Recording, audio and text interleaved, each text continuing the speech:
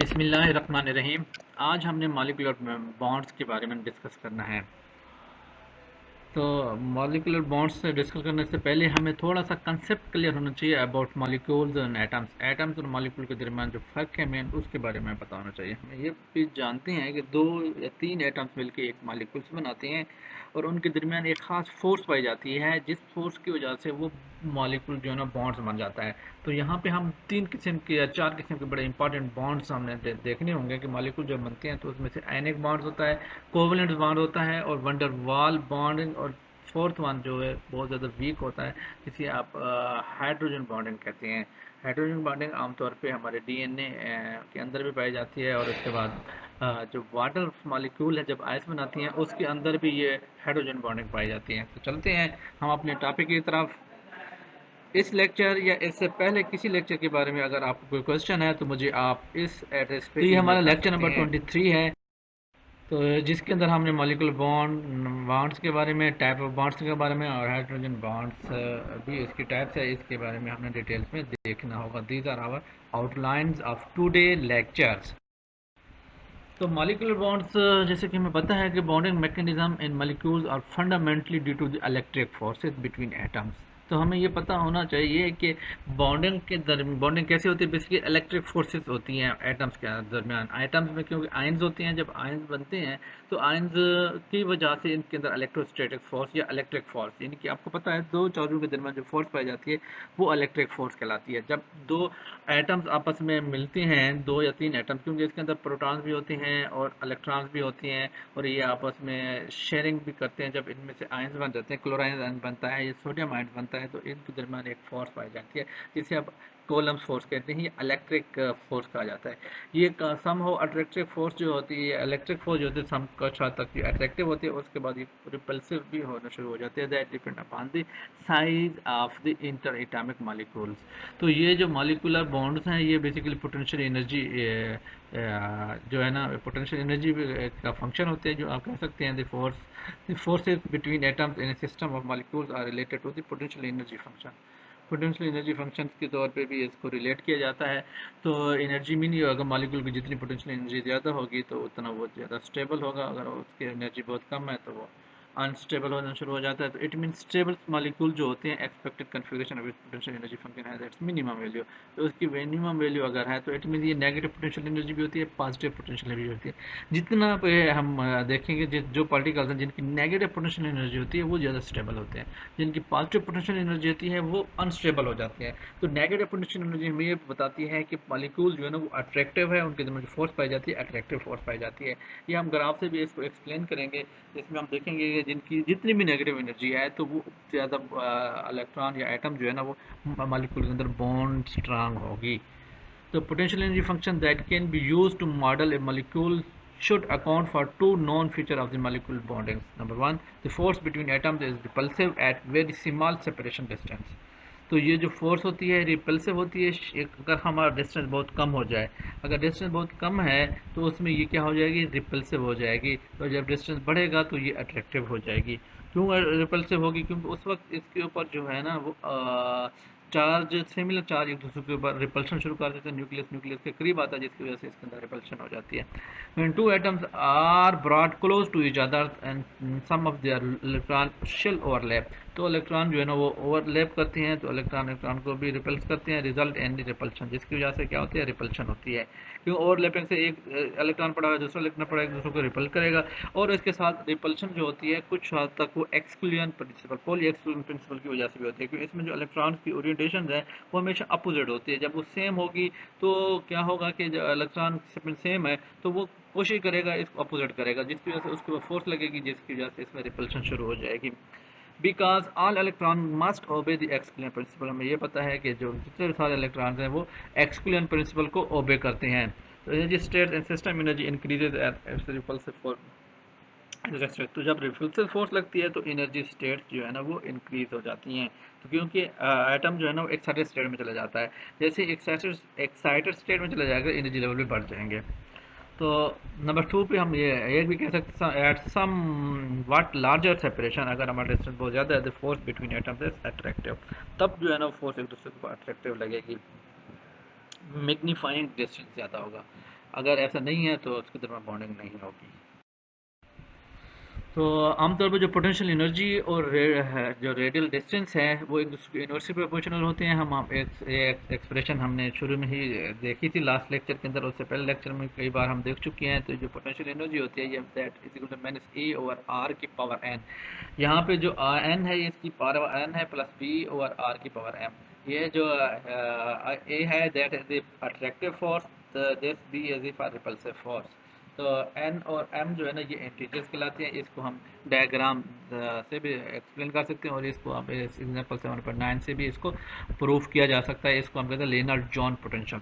Potential energy versus inter nuclear separation distance for two atom system. दो atom system graphically 43.1 में दिखाया गया है।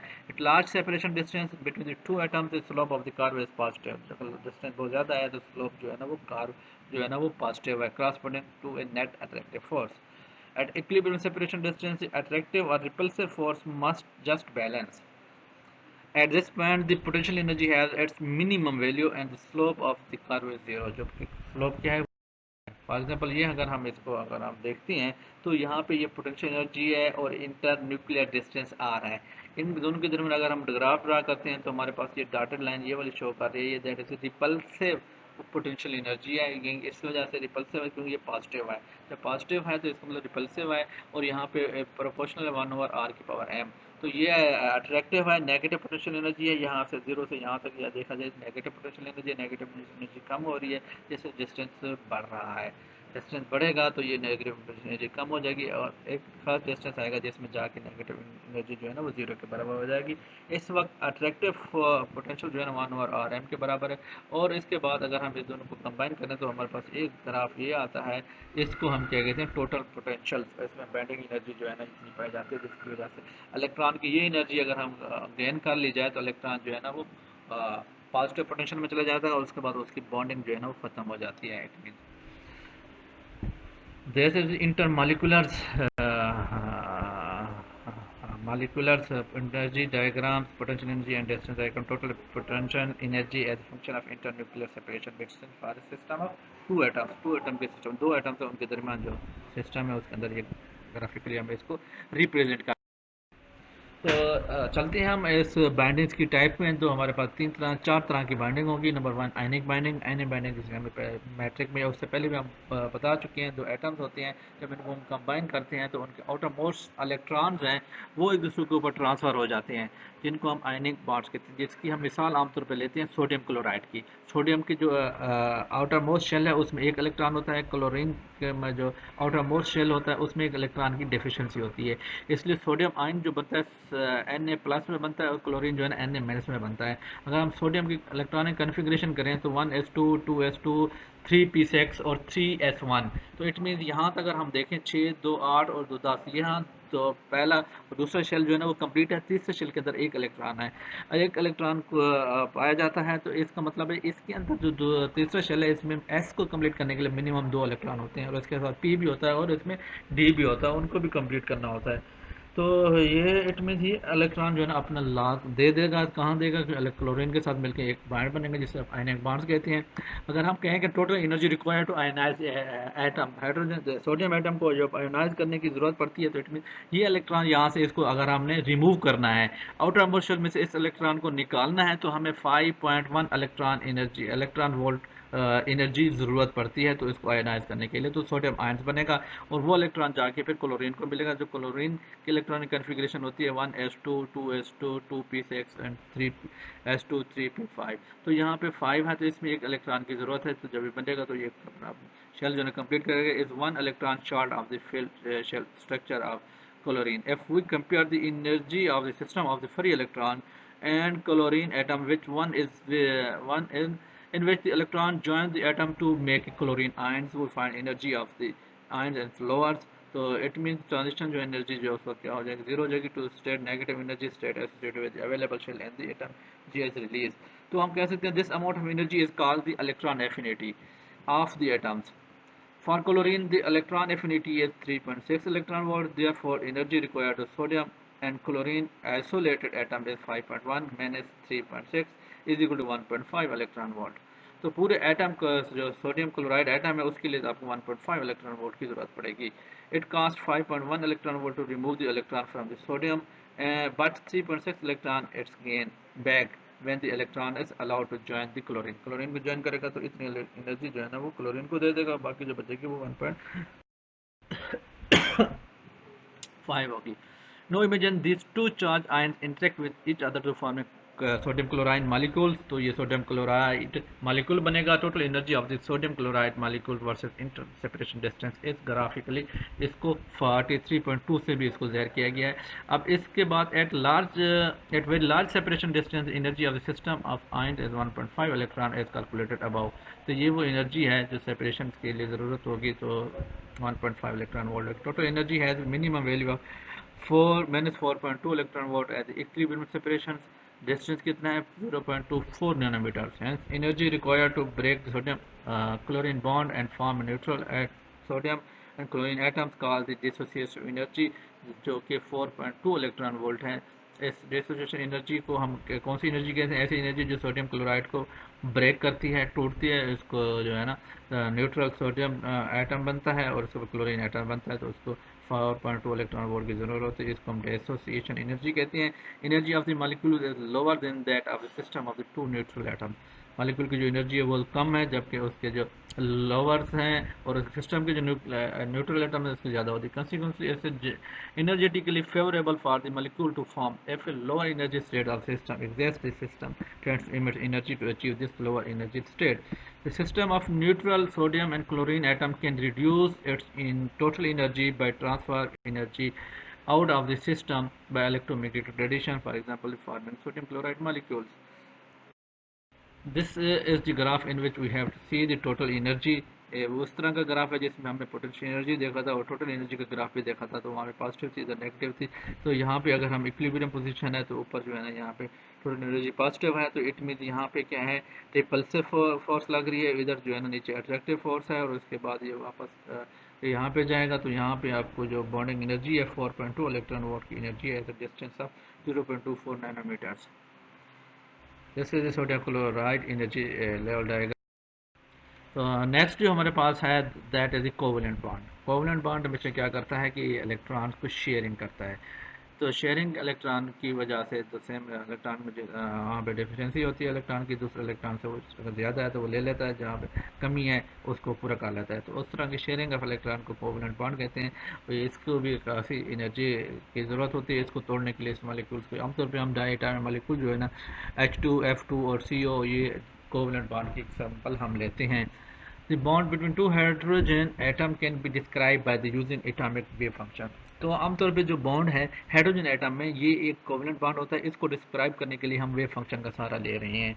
तो अगर ग्राउंड स्टेट में कोई भी हाइड्रोजन एटम है तो उसका जो वेव फंक्शन होता है psi one S. Psi one S का मतलब ये ग्राउंड स्टेट में, क्योंकि ये फंक्शन जो है ना, ये साई जो है वेव फंक्शन, ये that is function of R. R का फंक्शन है ये, जो कि बराबर होता है 1/π/a0 की power cube under root multiply A की माइनस आर ओवर A0।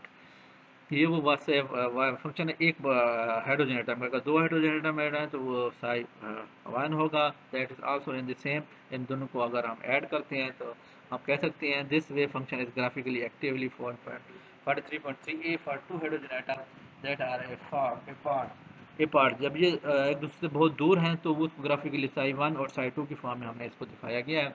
जब हम इसको करीब लदा है, बहुत डिस्टेंस पे हैं, बहुत ज़्यादा डिस्टेंस पे हैं, तो इसके अंदर कोई अट्रैक्शन नहीं है, तो वो इक्विलिब्रियम पोजीशन में है। जब इनके दरमियान डिस्टेंस कम हो जाता है, आर की वैल्यू जीरो हो जाते हैं, तो ये कंबाइन हो जाते हैं। तो इनमें इलेक्ट्रॉन है जो है उसके पाए जाने की या probability of finding of electron way function one इसका मॉड अगर हम लें तो वो इन दोनों फंक्शन साई फंक्शन के दरमियान में कहीं पर आ जाता है और ऐड अप हो जाता है। अगर हम इसको नेगेटिव लेंगे एक फंक्शन को तो वो फिर माइनस हो जाएगा उसको न्यूक्लियर से, और उसको पोजीशन जो है ना हम इजीली मालूम नहीं कर सकते। इसी तरह अगर हम इस फंक्शन को साई वन है, ये साई टू है, ये हाइड्रोजन का एक एटम है, दूसरा एटम है, ये मॉलिक्यूल बन रहा है, दोनों जो है ना आपस में बनते हैं, तो यहाँ पे जो है ना ये इसके अंदर और इसके अंदर कोई चेंजिंग नहीं आती। लेकिन जब ये दोनों करीब आ जाती हैं, डिस्टेंस कम हो जाता है, इसके दरमियान डिस्टेंस कम होगा, तो यहाँ पे ये डिस्टेंस ज़्यादा है, यहाँ पे डिस्टेंस कम है। इसका मतलब इनके ऊपर जो फोर्स है वो कोवेलेंट बॉन्ड की फोर्स लगी हुई, कोवेलेंट बॉन्ड बना हुआ है, तो उस वक्त इसकी प्रोबेबिलिटी जो है ना इन दोनों के दरमियान कहीं पाई जाएगी। तो नेक्स्ट हमारे पास आता है बॉन्डिंग, वंडरवाल बॉन्डिंग। तो वंडरवाल जो बॉन्डिंग होती है ये आयनिक और कोवलेंट की तरह नहीं होती और उनकी जो स्ट्रेंथ है वो उनसे कम होती है।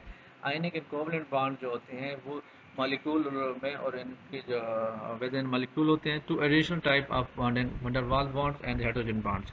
तो ये भी हम इसमें डिस्कस करेंगे, हाइड्रोजन बॉन्ड। अब ये होता क्या है कि वंडरवाल बॉन्डिंग बेसिकली उसके अंदर तो आयंस की कंडीशन थी। ये ऐसे भी एटम्स हैं जो पाए जाते हैं जो बिल्कुल न्यूट्रल हैं, कि न्यूट्रल एटम के अंदर कोई शेयरिंग या नहीं हो रही, ना उसमें से कोई चार्ज जो है ना गेन कर रहा है ना ले रहा है, तो क्या वहाँ भी बॉन्डिंग पाई जाती है? यस, आंसर है यस। तो उस तरह की जो बॉन्डिंग है वंडर वाल बॉन्डिंग है। तो ये न्यूट्रल एटम के दरमियान पाई जाती है और ये इसको आमतौर पे हम जब नोबल गैस की एग्जांपल लेते हैं, इसका आउटर मोस्ट शेल फिल होता है, तो इनके दरमियान भी बहुत पाई जाते हैं। क्वेश्चन है कैसे पाई जाता है जबकि इसके ऊपर चार्जेस नहीं है, तो इसके ऊपर इलेक्ट्रोस्टैटिक फोर्स भी लगती है। जो इलेक्ट्रोस्टैटिक जो फोर्स होती है वो बेसिकली चार्जों के दरमियान होती है, जबकि यहाँ पे कोई भी एटम जो है ना वो आयंस नहीं बना हुए, न्यूट्रल एटम्स हैं। जी, न्यूट्रल एटम में भी वंडर वाल फोर्स लगती होती है। कैसे लगती है? बेसिकली होता यूँ है कि न्यूट्रल एटम एक डायपोल बनाता है। डायपोल का मतलब ये होता है कि उनके एटम अगर न्यूट्रल है तो उसमें पॉजिटिव चार्ज भी है, नेगेटिव चार्ज भी है, वो दोनों चार्ज इसके ऊपर फोर्स लगाते हैं और सेपरेट हो जाते हैं बाय ए स्मॉल डिस्टेंस। तो equal charges are separated by a small distance, तो उसको हम उसका डायपोल कहते हैं। तो ये जो वंडर तीन तरह की हैं, हम थ्री टाइप्स पढ़ेंगे। डाइपोल डाइपोल फोर्स है, dipole induce dipole dipole force है और डिस्पर्सिव फोर्स है। बेसिकली ये जो डाइपोल डाइपोल फोर्स है ये as an attraction between two molecules, दो मॉलिक्यूल के दरमियान पाया जाता है, each having a permanent electric dipole. तो ये दोनों मॉलिक्यूल जो है ना वो इलेक्ट्रिक डाइपोल उसके परमानेंट होते हैं, ये मीन पोलर्स होते हैं, जिसमें HCl है, HCl भी एक पोलर मॉलिक्यूल है, इसके दरमियान ये फोर्स पाई जाती है। सेकंड जो है ना डाइपोल इंड्यूस्ड डाइपोल फोर्स है। तो ये क्या होता है, इसमें से एक जो है ना वो पोलर मॉलिक्यूल है, दूसरा जो है ना वो नॉन पोलर मॉलिक्यूल है। जो पोलर मॉलिक्यूल होता है उसमें से परमानेंट इलेक्ट्रिक डाइपोल होता है, जो उसके अंदर नहीं होता। तो ये क्या कहते हैं, in this case electric field of the polar molecule create the dipole movement in the non polar. तो इलेक्ट्रिक फील्ड जो पोलर मॉलिक्यूल है वो नॉन पोलर के अंदर क्रिएट करता है, इंड्यूस होता है। जब इंड्यूस होता है तो इसको वजह से इसको हम इंड्यूस्ड डाइपोल फोर्सेस कह रहे हैं। तो third one is the dispersion forces. This type is called the dispersion forces and attractive force that occur between two non-polar molecules. ये दोनों जो है ना non-polar molecules होंगे. In this case, although the average dipole moment of a non-polar molecule is zero, जबकि इनका जो average dipole moment है वो zero हो जाएगा। तो average of the square of the dipole moment is not zero. जब उसका square का average का square लेंगे वो non zero होगा because of charge fluctuations. Two nonpolar molecules near each other tends to have a dipole moment that are correlate in time as to produce attractive van der Waals forces. तो इसकी वजह से उनके ऊपर attractive van der Waals forces लग। तो last but not least, that is the hydrogen bonding, because hydrogen bonding has only one electrons. Hydrogen जो है और एक इलेक्ट्रॉन होता है, it expected to form a covalent bond with only one others atom within a molecule. अपने दूसरे atom के साथ मॉलिक्यूल के दरमियान जो है ना वो कोवेलेंट बॉन्ड बनाता है। Hydrogen atom in A given molecule can also form A second type of bond between molecules called hydrogen bond. जब मॉलिक्यूल बन जाते हैं तो दो मॉलिक्यूल के दरमियान जो बॉन्डिंग बनती है वो हाइड्रोजन बॉन्डिंग होती है।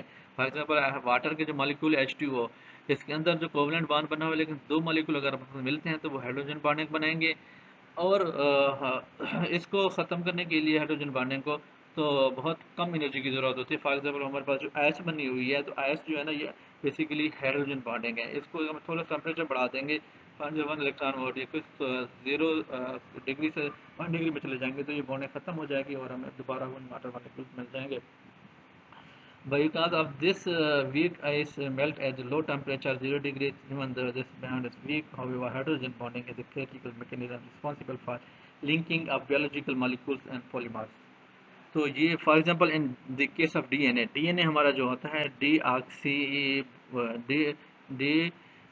D oxy oxyribonucleic acid molecule, that is known as DNA which has a double helix structure. इसका डबल हेलिक्स स्ट्रक्चर है वो 43.4 के तरह हमने दिखाएंगे आपको। Hydrogen bond formed by the sharing of protons between two atoms create a linkage between the turns of the helix. For example ये हमारे पास डीएनए है, जो डीएनए इनके दरमियान जो बॉन्डिंग पाई जाती है हाइड्रोजन बॉन्डिंग है।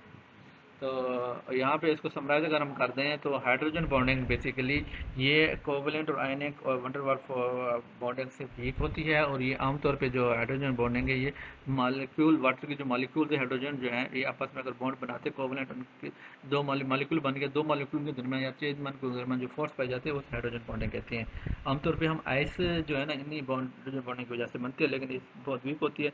0 डिग्री पे ये बॉन्डिंग ख़त्म हो जाती हैं और दोबारा पानी मेल्ट होकर दोबारा H2O बना लेता है। और इसके बाद जो डीएनए है तो इसके अंदर भी ये हाइड्रोजन बॉन्डिंग पाई जाती है।